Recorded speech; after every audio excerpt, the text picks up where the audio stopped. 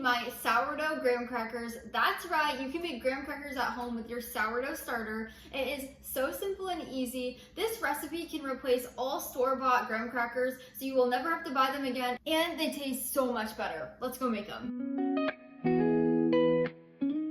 So to get started, I have a mixing bowl with 6 tablespoons of salted butter. So you want to make sure this is softened. And then you're also going to add in 2 tablespoons of raw honey. This adds the best flavor. Then we'll add in half of a cup of light brown sugar. Then we'll add in 1 teaspoon of pure vanilla extract. And finally, we'll add in 1/3 of a cup of sourdough discard, aka unfed starter. Once you have all the wet ingredients in your bowl, you'll want to grab an electric mixer with beater attachments. You can do a hand mixer or a stand mixer. We're gonna plug that in, and then we're gonna mix this on low speed for about 1 minute until everything is creamy. Once we have our wet ingredients mixed up, I'll show you what it looks like. It should be really creamy. We are then going to add in half of a teaspoon of ground cinnamon. That gives it so much flavor and color. Half of a teaspoon of baking soda. Half of a teaspoon of salt. I like to use sea salt. And we're also going to add in 1 cup of whole wheat flour. And finally, half of a cup of all-purpose flour. And then we are just going to take our mixer and we're going to beat this on a medium speed. I would start off with low and then go up to medium so your flour doesn't fly everywhere. But we're going to do this just until everything is combined. So once you're done combining all of those ingredients, your dough is going to be very crumbly, just like this. That's exactly what you want. So now we're going to use our hands and we're going to combine this dough together. Probably feel it's a little bit sticky. That's what you want. You do not want to add any extra liquid. So once you've used your hands to combine it into a little ball, it's going to look just like this. It's a little bit sticky, but it's not necessarily sticking to your hands. So now at this point, you can place it in your bowl, put a lid on it or a cover, put it in your refrigerator and let it ferment overnight, up to 24 hours. You do not have to do this. That's a completely optional step. For today's video, I am not going to long ferment this. The only reason you would want to do that is to give yourself more time if you want to prep this ahead, or if you want more fermentation benefits from the sourdough cultures. Now to continue this recipe, you'll want to preheat the oven to 350 degrees Fahrenheit, and then you want to grab a baking sheet pan. So I have this large one. And then what you're going to want to do next is you want to grab 2 pieces of parchment paper the same size of your sheet pan. So what we're going to do is we are going to lay the first one down. You might want to get some water or some heavier weights to just sit on the edges. That way it doesn't crumple up. We're going to lay that out on our workspace.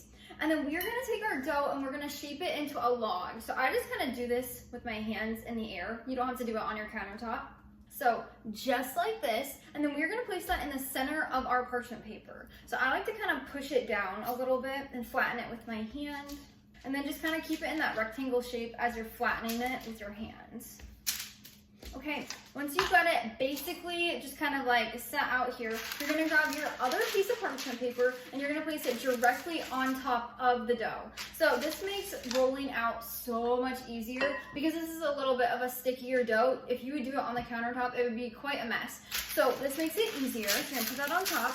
And then you're going to grab a rolling pin and we are just going to roll our dough out until it's about 1/4 of an inch thick. It doesn't necessarily matter how big or small it is. You just want to have 1/4 of an inch thick. Just make sure it stays on the parchment paper so it fits on your pan. We're just going to roll this out. As you can see, it's a little bit hard to keep the parchment in one place. You can either hold it, have a friend or a family member hold it, or you can just grab like bowls and stuff and sit it on the edges as weights. But the dough will cover about the same size of your parchment paper. Once you have your dough completely rolled out, you want to make sure the center is not thicker than the edges. But then we're going to remove the top piece of parchment paper. Look how easy that was. And then your dough will look just like this. And then we're going to grab a knife or a pizza cutter and we're just going to trim off the edges to make this a rectangle. You could leave it like this as long as the dough is still on your parchment paper that will fit on your sheet pan. If you don't care about how perfect they look or being in perfect squares, go ahead and just cut it like this. Now I like to just trim off a little bit of the edges just to make it look like actual graham crackers. You really don't have to trim off that much. And then once you trim it off, just pull it off just like that. You can save that on the side. You can put that in the freezer and use it later. You can bake it in a different sheet pan at the same time. Completely up to you.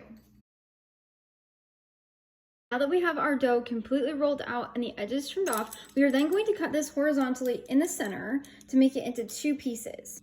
And then now we're gonna cut out little rectangles. So I like to kind of measure just a little bit to see how many we'll get. There we go. And then we're just gonna cut them. And just like that, we have our graham crackers cut.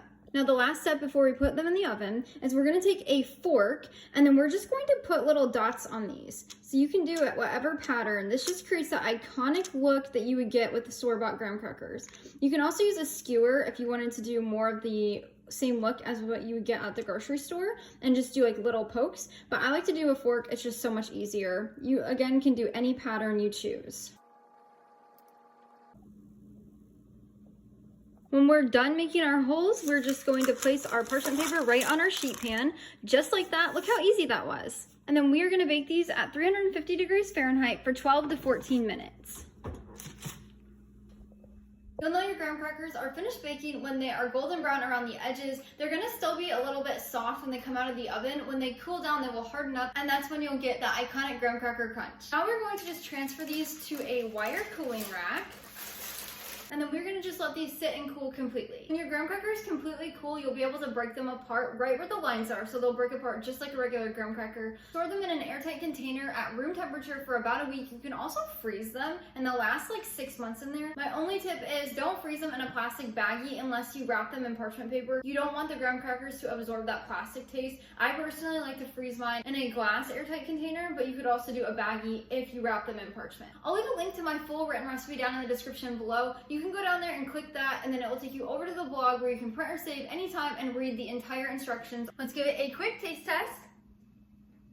Oh my gosh, it's even better than a regular graham cracker from the store. You're gonna love this recipe. I'm so glad you joined me today in the kitchen. Until next time, bring life into your home through the kitchen.